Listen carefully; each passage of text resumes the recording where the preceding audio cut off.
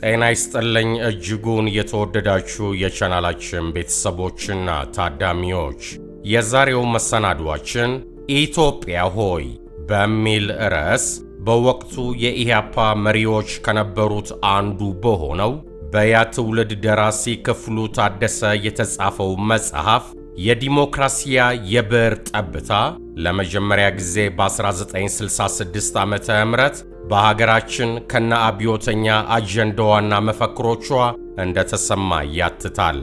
እኛም በዛሬው ምጥን ዝግጅታችን አሳፍ ኃይሉ ከመጽሐፉ ገጽ ከ117 እስከ 130 ቀንጨብ አድርጎ ያሰፈረውን የታሪክ እማኝነት እንደሚከተለው አቅርበነዋልና በጥሞና ይከታተሉት። በቅድሚያ ቻናላችንን ሼር እና ሰብስክራይብ ማድረጉን አይዘንጉ።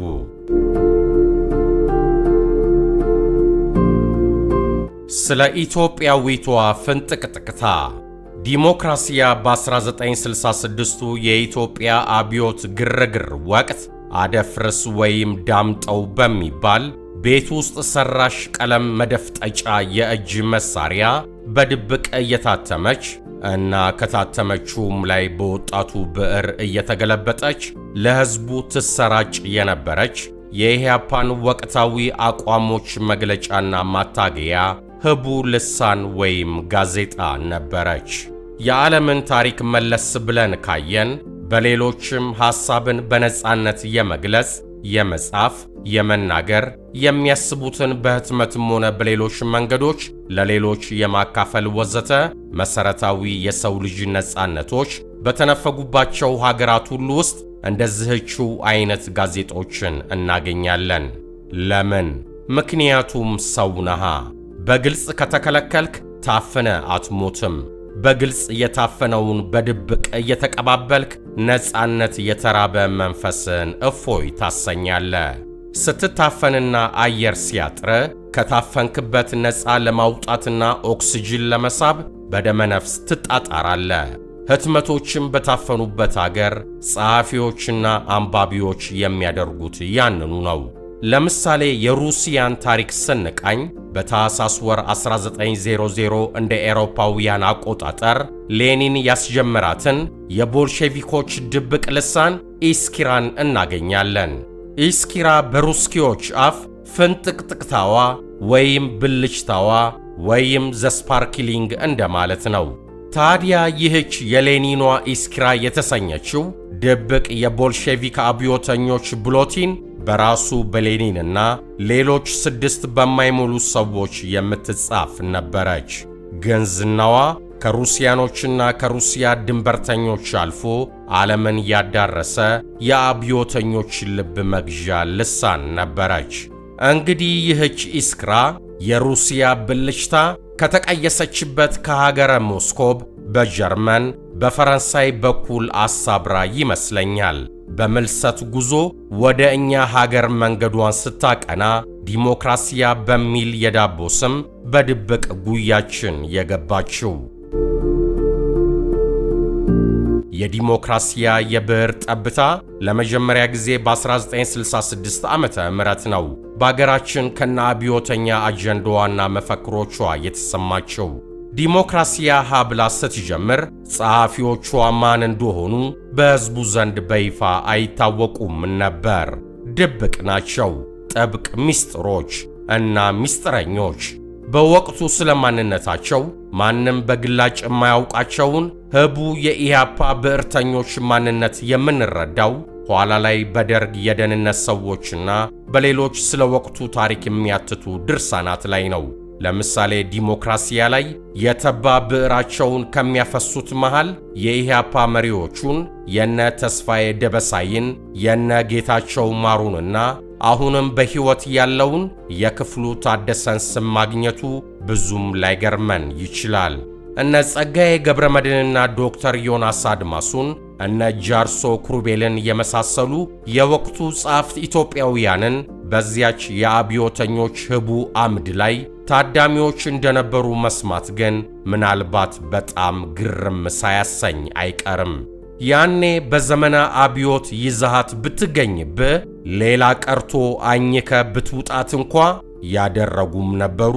አንድም ለወፌላላ የግልብጥ ግርፍ አሊያም ለአብዮት ጠባቂ ወንጭፍ አሊያም ከሄድክ ወደማትመለስበት እልፈተ ዓለም ትዳርግ ስለነበረችው ስለዚችው የዘመኑ ኢህአፓዎች ልሳን ማን ይናገር የነበረ ማን ያርዳ የነበረ እንዲሉ በወቅቱ በዚህችው የሚስጥር ጋዜጣ ላይ ሲጽፉባት ከነበሩ የታሪክ ተዋናይ አፍ በመጽሐፋቸው ከጻፉት ላይ ቀንጭበን የዲሞክራሲያን ገድል ብንሰማ መልካም ሳይሆን አይቀርም።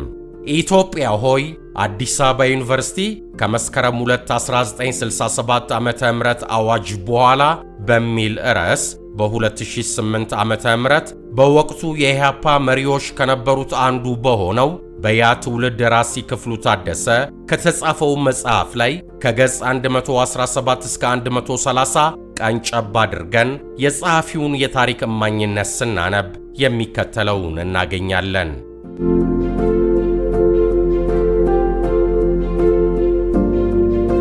የመጀመሪያዋ የዲሞክራሲያ እትም ሰኔ ወር 1966 ዓመተ ምህረት ላይ ወጣች። ከ1966 ዓመተ ምህረት መገባደጃ እስከ 1970 ዓመተ ምህረት ድረስ በነበረው ጊዜ ብዕር ስለ ኢትዮጵያ ጎስቋላና ድሃ ሕዝቦች ዋይታና ለቅሶ በመጻፍ የብዙዎች ልብ ነካ።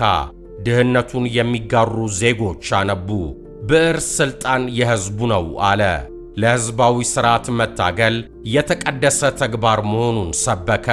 ብዙ ወገኖች ጥሪውን ተቀበሉ።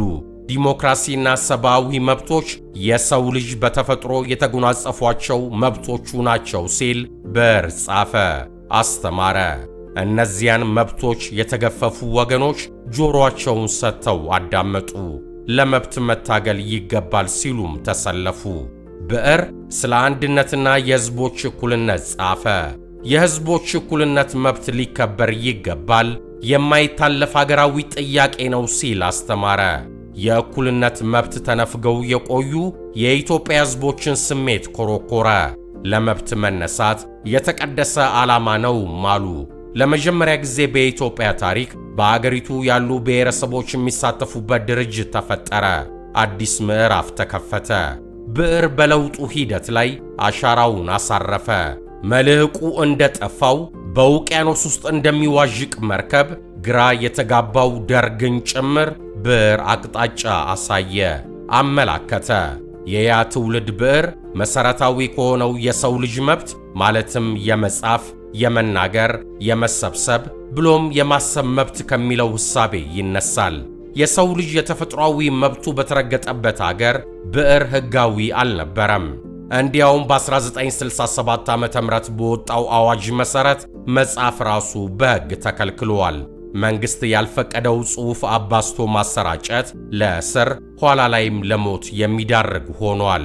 ዲሞክራሲያ በአስቸጋሪ ሁኔታ ውስጥም ቢሆን መልእክት ማስተላለፏን ቀጠለች።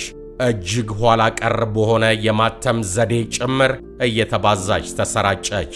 ከዚያ በተጨማሪ ግን ማንም ሳያዛቸውና ሳይነግራቸው ወጣቶች በሺና በ10 ሺህ የሚቆጠሩ ቅጂዎች በእጅ እየተገለበጡ አሰራጩ። ብዕር የለውጥ ከፍተኛ መሳሪያ ሆነ። ዛሬም ነገም ከነገ ወዲያም እንደሚሰራ ተረጋገጠ። በዚያ ወቅት ዲሞክራሲያን ያነብ የነበረው ሰው እነማን እንደሚጽፉት ግምትም አልነበረውም። ሰውን አይቶ ትግሉን የተቀላቀለ የለም። ዲሞክራሲያ የምታቀርባቸው ሐሳቦች፣ ትንታኔዎች፣ ዜናዎችና መረጃዎች ማርከዋቸው እንጂ። በአማርኛ መታተም የጀመረችው ዲሞክራሲያ በኦሮምኛ፣ ደራስኛ፣ ወላይታ፣ ትግርኛ፣ እንግሊዝኛና ሌሎች ቋንቋዎች ትታተም ጀመረ። በብዕር አማካኝነት ድርጅት አድጎ ጎለበተ። በርካታ አባላትም አሰባሰበ። በብዕር አማካኝነት ድምፅን ማሰማት ተቻለ። የተቃውሞ ድምፅ መገልገያ መሳሪያ ሆኖ ድምፅ እንዳይኖራቸው የተከለከሉ ወገኖች ልሳን በመሆን ብዕር ድምፃቸውን ከፍ አድርጎ አሰማ። አዲስ አቅጣጫና አተያይ እንዳለና ሊኖር እንደሚችል አሳየ። ብዕር የፖለቲካ ፓርቲን መፍጠር ብቻ ሳይሆን የፖለቲካ ባህል እንዲጎለብትና እንዲስፋፋ ረዳ። በኢትዮጵያ የፖለቲካ ትግል ታሪክ ውስጥ የዲሞክራሲ ሚና ከፍተኛ የፖለቲካ ባህል እንዲጎለብት ማድረግ ሲሆን ብዕር ኃይለኛና አይነተኛ መሳሪያ መሆኑ ተረጋገጠ። በተጨማሪ ዲሞክራሲያ ያ ትውልድን ፈጠረች፣ አጎለበተች። በሀገሪቱ ዋና ዋና ጥያቄዎች ላይ ዲሞክራሲያ በተከታታይ ጻፈች።